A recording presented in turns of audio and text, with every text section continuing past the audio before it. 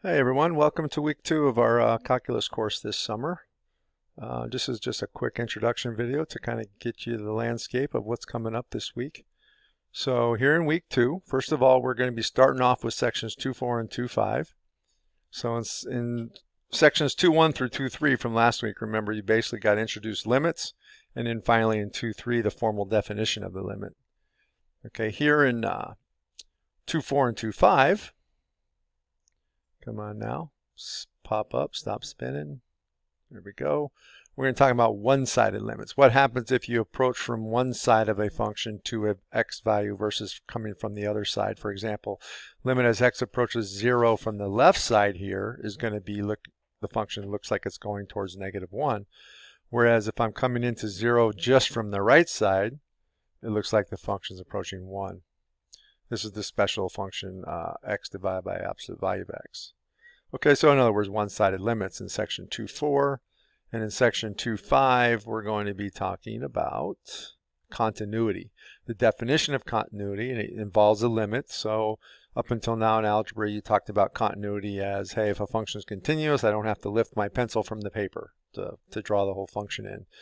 Well, now we have some more rigorous definitions of mathematics, and so now we can use the definition of a limit to truly define what continuity means. So that's what's in sections 2.4 and 2.5. And then in section 2.6, we are going to be talking about limits at infinity. So now what happens as x approaches a certain value? Notice that, again, if I'm talking about very simple x approaching 0 here, if x is approaching 0 from the right, the function itself is approaching positive infinity. It shoots off to positive infinity.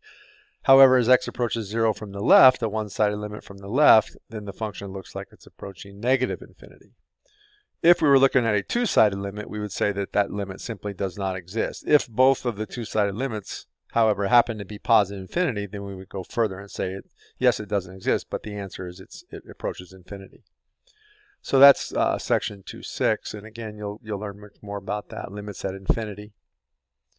And then in sections 3.1 and 3.2, we finally get into using the limits into what's called the limit definition of something called the derivative, which is the very first important thing here that you really need to get out of Calc 1 is understanding what a derivative is. So chapter 3 is all about differentiation. In section 3.1, we're talking about tangents, the derivative at a point, etc. So again, you'll need, oops, I pulled up the blank one, but you'll need to understand what this definition is here and that kind of stuff. But the bottom line is chapter 3 is about differentiation. We're finally into using limits, understanding what a derivative is, which is one of the most important concepts in calculus, of course.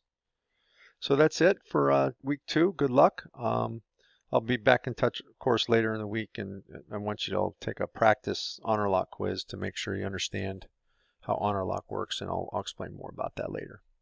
Okay, talk to you soon. Bye. Don't be afraid to come to office hours, right? Don't forget, remember office hours, and don't be afraid to set up one-on-one appointments if office hour times aren't working for you. Very happy to help, so don't forget that. All right, talk to you later. Bye.